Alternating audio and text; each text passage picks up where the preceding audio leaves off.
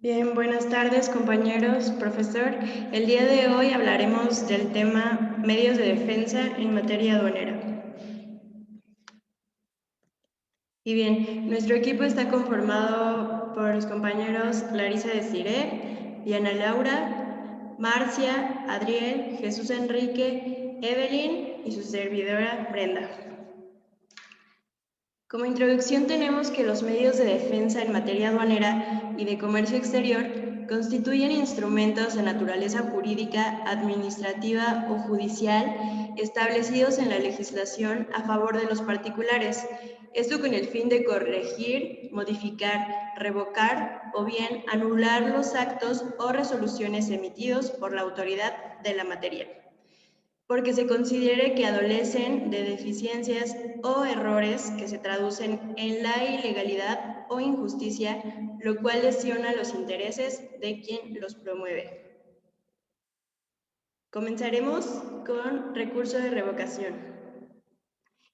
Y tenemos que el recurso de revocación es un procedimiento de impugnación administrativo optativo que se establece a favor de los particulares interesados, el cual se interpone ante las propias autoridades fiscales contra los actos y resoluciones de estas para la defensa y protección de los derechos en materia fiscal y aduanera, con el fin de dejar sin efectos el acto impugnado.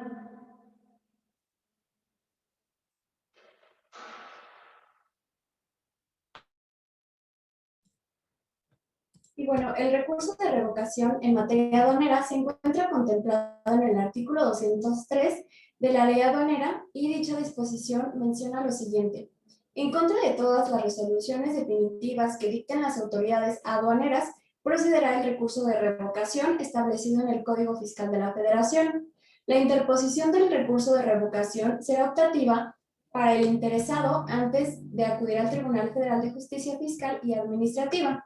En este apartado me gustaría agregar que el recurso de revocación se encuentra en el Código Fiscal de la Federación en la sección primera del artículo 116 al 128.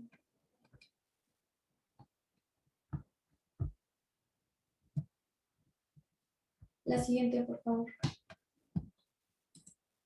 Y bueno, aquí es importante destacar que la tramitación del recurso de revocación es optativa una vez que se haya emitido la resolución administrativa. Esto quiere decir que el recurso puede o no ser interpuesto por el particular y le concede la oportunidad de interponer un proceso con mayor formalidad ante el Tribunal Federal de Justicia Fiscal y Administrativa. De la misma manera, lo reiteran en tesis los tribunales colegiados. De igual manera, es optativo agotar este recurso antes de acudir al juicio de nulidad.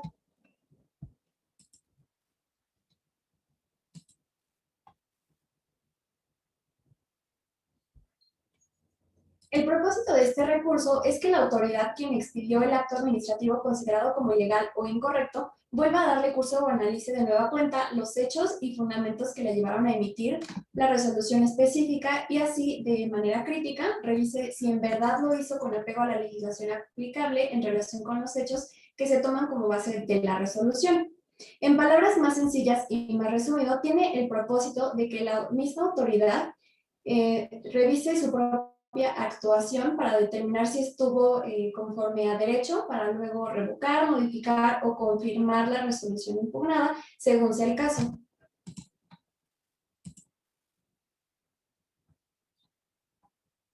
En el evento de que dicha autoridad identifique la comisión de algún error o irregularidad, ordenará revocar la resolución materia del recurso para eliminarla por ilegal o incorrecta, o bien emitir una nueva en la que se corrija la irregularidad o el error incurrido que afecta al gobernado y con ello buscar el respeto que antes se mencionó.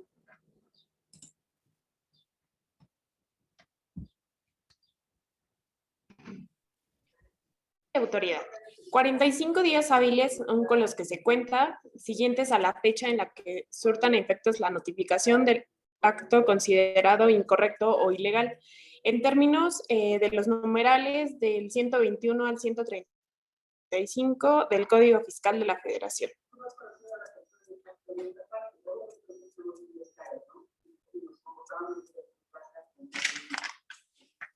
El recurso de revocación aplicable en materia fiscal y aduanera de aplicación supletoria se encuentra plasmado en los artículos 116 al 128 del Código Fiscal de la Federación.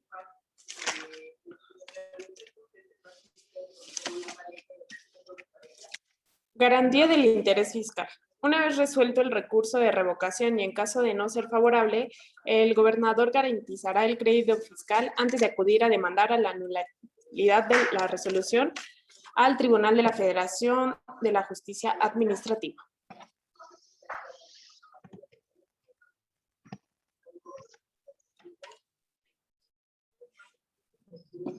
Y bueno, a continuación observaremos un video que nos especifica qué es mejor, un recurso de revocación o juicio de nulidad.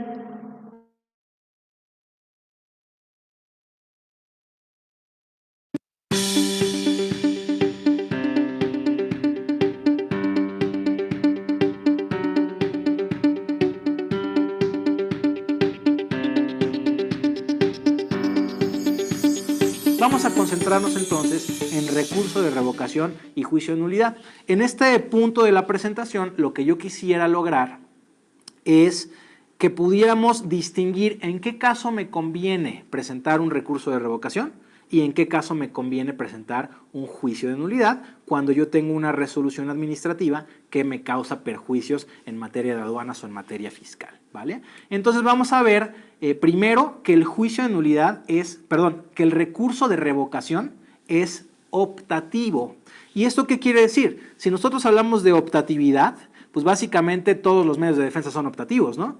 Yo puedo elegir si me defiendo o no me defiendo, si estoy de acuerdo con el fisco o no estoy de acuerdo con el fisco. Para estos efectos, la optatividad no quiere decir esto. La optatividad en el recurso de revocación quiere decir que es una instancia que un contribuyente que se quiere defender puede o no puede agotar. Es decir, yo haciendo uso de la optatividad del recurso de revocación, tengo abierta la decisión.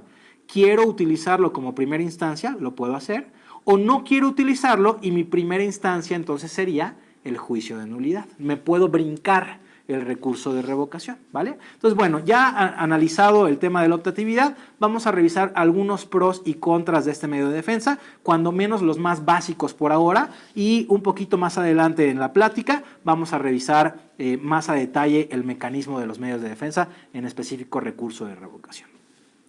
¿Cuál es una falla que tiene o un contra que tiene el recurso de revocación? Pues sin duda el tema de que puede ser algo parcial. ¿Por qué puede ser parcial en vez de imparcial? Pues porque es el mismo Servicio de Administración Tributaria el encargado de resolver el recurso de revocación. Entonces, claro que la unidad administrativa, que es la Administración General Jurídica, pues tenderá, aunque no debería de ser, pero en la práctica sí lo vemos, tiende un poquito a defender o a soportar lo que llamamos confirma los actos de sus primos o sus hermanos las aduanas, ¿correcto? Entonces puede haber cierta parcialidad. Obviamente, y va muy de la mano con esto, pues el porcentaje de éxito en un recurso de revocación es mucho menor que en un juicio de nulidad, y otra de las grandes fallas del recurso de revocación es que no hay una atención personal en este medio de defensa. ¿Y a qué me refiero? A que uno no puede ir a las oficinas de la jurídica a plantear su situación, a platicar del caso. Es mucho más difícil porque no están a puertas abiertas.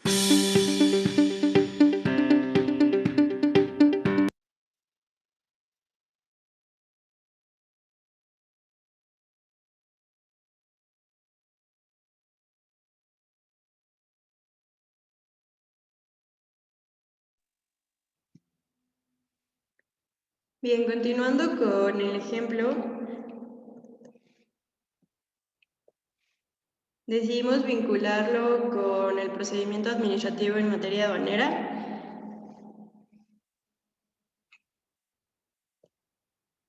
Y bien, una vez que se conocen los principios fundamentales del PAMA y las infracciones y sanciones que estos pueden llegar a tener para los importadores, el año pasado se brindó en el Portal Nacional de Transparencia información respecto a la cantidad de PAMAs que se han iniciado y cuántos de ellos fueron impugnados por los diversos medios de defensa para tener un panorama más amplio de las violaciones sustantivas al Acuerdo de Facilitación del Comercio, generando un obstáculo a la facilitación comercial y a la ineficiencia que los PAMAs representan para el Estado y los sujetos de comercio exterior en el país.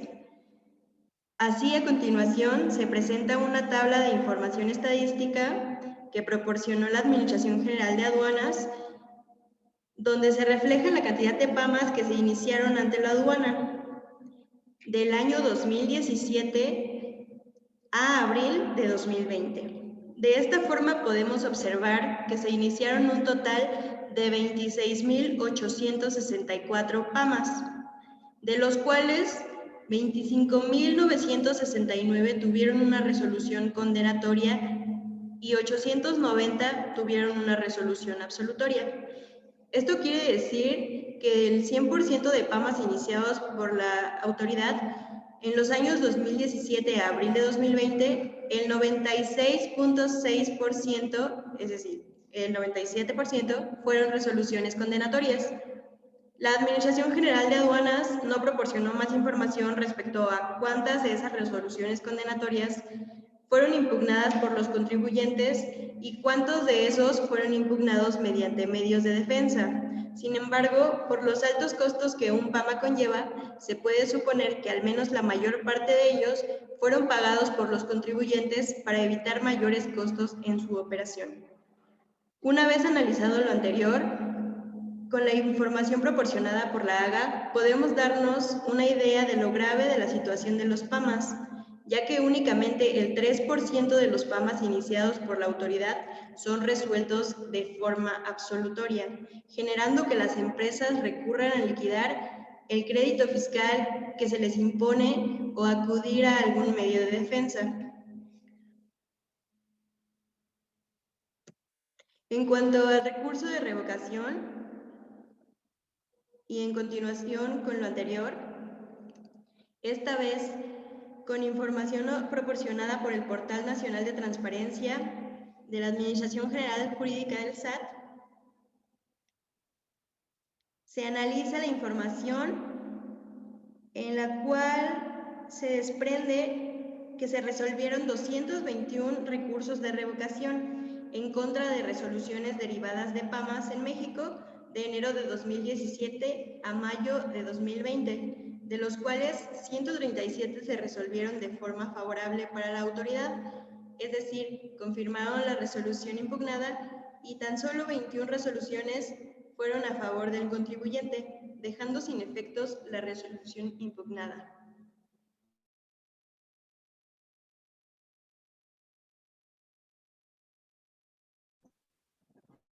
Bueno, a continuación les hablaré del juicio de nulidad. Puedes cambiarle, por favor. Esto, también conocido como juicio contencioso administrativo, es un medio jurisdiccional mediante el cual el contribuyente no satisfecho por la resolución de algún recurso administrativo puede demandar su nulidad ante el Tribunal Federal de Justicia Fiscal y Administrativo. Esto básicamente es un proceso para resolver en general las controversias que pueden suscitarse entre los particulares y las autoridades fiscales o administrativas. Tomando de lado su finalidad, tiene una modificación, suspensión o una nueva resolución que beneficie en lo que a sus intereses convenga al contribuyente, ya sea persona moral o física. Además, el juicio de nulidad se utiliza por regla general para obtener la nulidad de los actos, ya sea de las autoridades fiscales o autoridades administrativas. Esto es que estos quedan sin efectos y continúen perjudicando la esfera jurídica de los particulares. Siguiente, por favor. Bueno, aquí podemos ver sus partes, que por parte del demandante también se le puede llamar parte actora, que se le define así a la parte del procedimiento que pone en marcha el sistema de justicia fiscal y administrativa. Se pueden dar estos casos en los cuales el particular, cuando el acto o resolución le sea necesario a sus intereses, o la autoridad cuando al emitir una resolución que otorgue beneficios indebidos, o el tercero posible afectado al tener derechos diferentes al demandante original o que por autoridad sus derechos se pudiesen ver afectados. Por parte de los demandados, la autoridad que dictó la resolución impugna El particular a quien favorezca la resolución cuya modificación o nulidad pida a la autoridad administrativa, el jefe del servicio de administración tributaria o el titular de la dependencia que sea parte de los juicios en que se convirtieran resoluciones. Siguiente, por favor.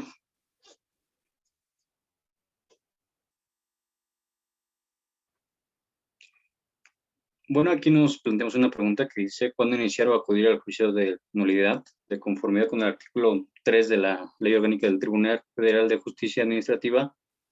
Esto se da cuando el particular se le ha notificado una resolución administrativa definitiva emitida por la autoridad fiscal o administrativa.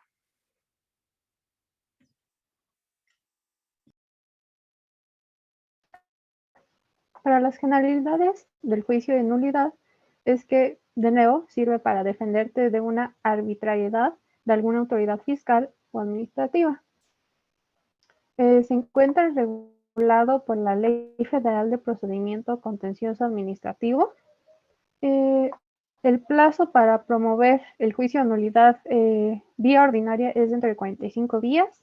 Si la demanda es presentada fuera de los tiempos aplicables, por ejemplo, que una parte fallezca, es desechada por improcedente.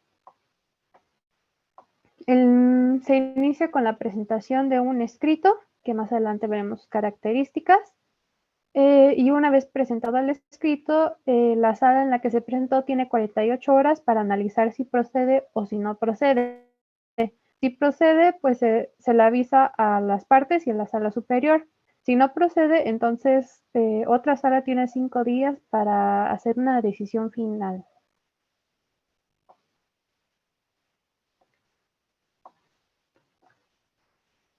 Acorde con el artículo 13 de la Ley Federal de Procedimientos Contenciosos Administrativos, el término para la presentación de la demanda va a ser de 45 días después de que haya surtido efecto la notificación. De nuevo, si es presentada fuera de los tiempos mencionados, entonces es desechada por improcedente y se tendría que volver a tramitar.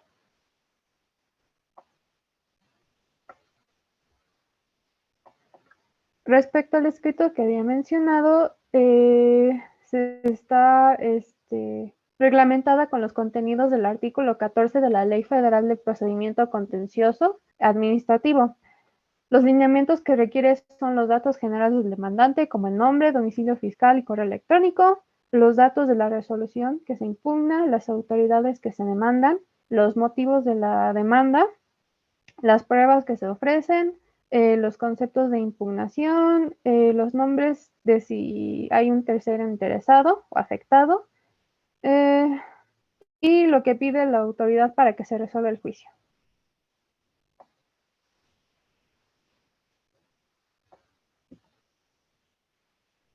Por último están las posibles soluciones. Estas son soluciones en materia tributaria. Primero se tienen las dictadas por las autoridades fiscales federales y organismos fiscales autónomos que determinen la existencia de una obligación fiscal y podrían fijar una cantidad para su liquidación. Luego están las que nieguen la devolución de un ingreso por los regulados por el Código Fiscal de la Federación indebidamente percibido por el Estado. Las que causen agravio en materia fiscal distinto a los puntos anteriores y que los acuerdos estén aplicados a otros reglamentos, las multas o sanciones por infracción a las normas administrativas federales o las pensiones y prestaciones sociales en materia de militares y civiles a cargo del Instituto de Seguridad y Servicios Sociales de los Trabajadores del Estado. Es por ello que son en materia militares y civiles.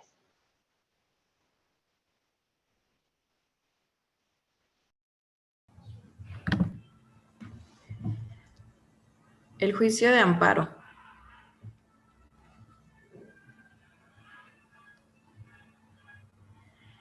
El juicio de amparo o proceso es aquel que se inicia por la acción que se ejercita cualquier gobernado de ciertos órganos jurisdiccionales federales con todo acto de la autoridad. A este se le acusa un agravio en su esfera jurídica y pues considera contrario a la Constitución. Dicho acto tiene una eficacia por su inconstitucionalidad o ilegalidad en el caso concreto que se origine.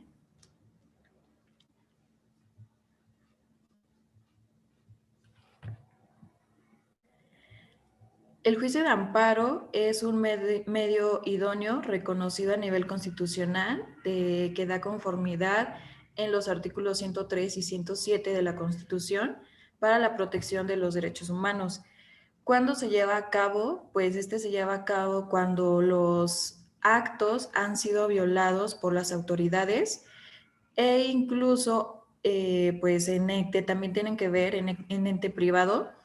Estos se llevan a cabo y están derivados en la nueva ley de amparo publicada en el Diario Oficial de la Federación que se llevó a cabo el 2 de abril del 2013.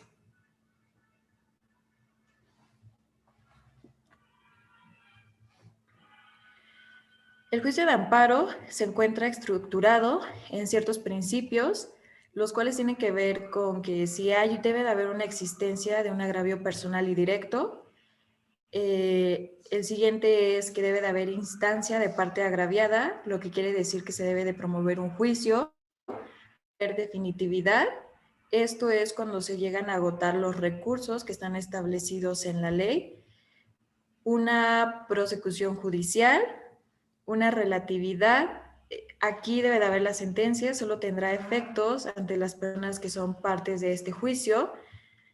Y por esto derecho, donde el juez solo va a resolver las cuestiones de inconstitucionalidad.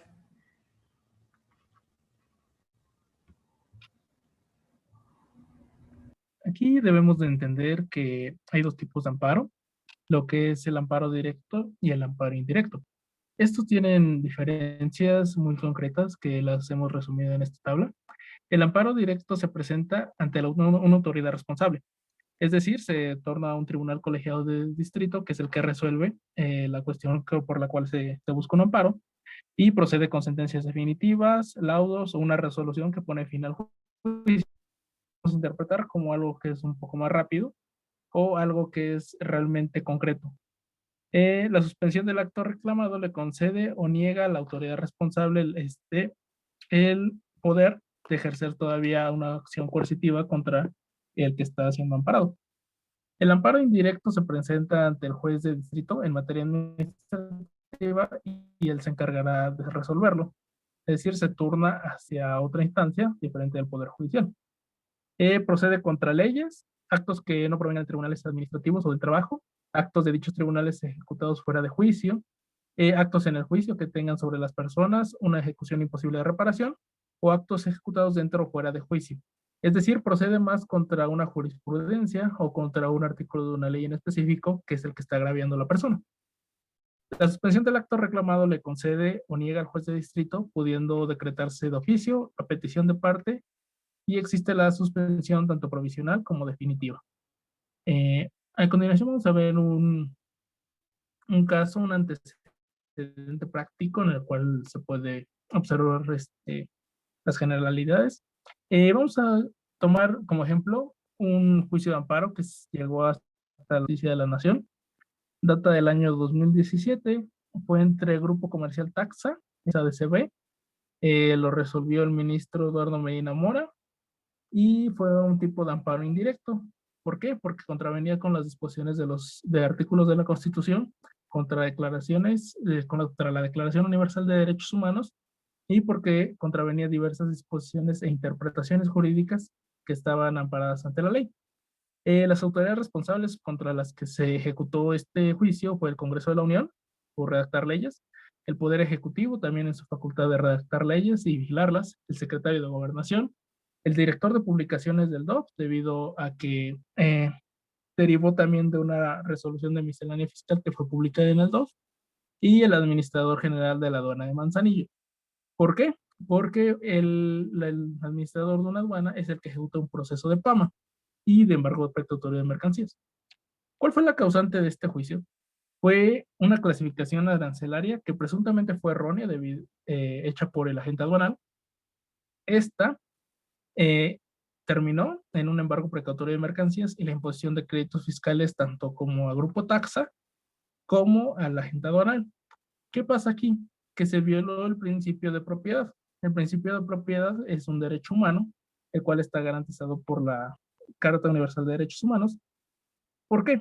Porque al imponer un crédito fiscal al agente aduanal, condicionando a la empresa taxa de que se pague para devolver la mercancía, se viola este derecho. El agente aduanal no cumplió con el pago de este crédito fiscal, por lo cual Grupo Taxa agotó todos los medios de impugnación que ya hemos visto y lo llevó a un juicio de amparo que, como les comento, llevó hasta la segunda sala de la Suprema Corte de Justicia de la Nación, derivado que violaban principios de inconstitucionalidad y también de jerarquía de leyes. Lo que resolvió el ministro Eduardo Medina Mora fue que la justicia no podía amparar a Grupo Taxa. ¿Por qué? Porque procedían los créditos fiscales que le había otorgado el administrador de la aduana de Manzanillo y el principio de propiedad no se veía violado a condicionar el pago por la incorrecta clasificación de las mercancías por parte del agente aduanal, ya que se veía como un obligado solidario. Entonces, esta resolución tardó cerca de un año en resolverse. Afortunadamente la mercancía no era perecedera, solamente eran tuberías de PVC, y al tomar un año, pues dañó a la empresa económicamente. Sin embargo, el interponer un juicio de amparo no les resolvió nada, ya que tuvieron que pagar el crédito fiscal con actualizaciones y recargos como lo marca la ley. Entonces, ese es un caso de amparo indirecto que iba en contra de las leyes, de artículos específicos de las leyes, de la Constitución, y que violaban diversas jurisprudencias de tribunales menores.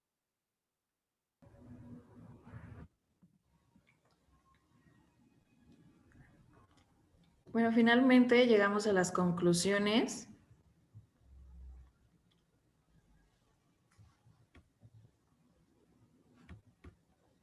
Y nosotros concluimos que para decir que un medio de defensa sea idóneo para combatir ciertos actos con respecto a la autoridad aduanera, pues obviamente es necesario considerar los siguientes factores que nosotros dentro de nuestra exposición pues creemos que son necesarios. Estos tienen que contemplar el tipo de acto jurídico a combatir, el tipo de resolución que van a tomar los medios de defensa, el tipo de mercancía que será embargada, el ofrecimiento de la garantía del interés fiscal, los flujos efectivos que tiene la empresa, las regulaciones y las restricciones que pues obviamente son arancelarias y la operación comercial de la empresa.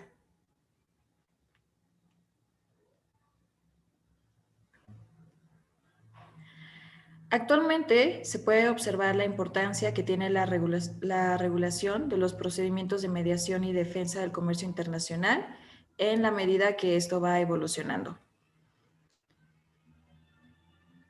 Eso sería todo de nuestra parte y pues esperamos que haya sido de gratitud, de agrado nuestra presentación. Muchas gracias.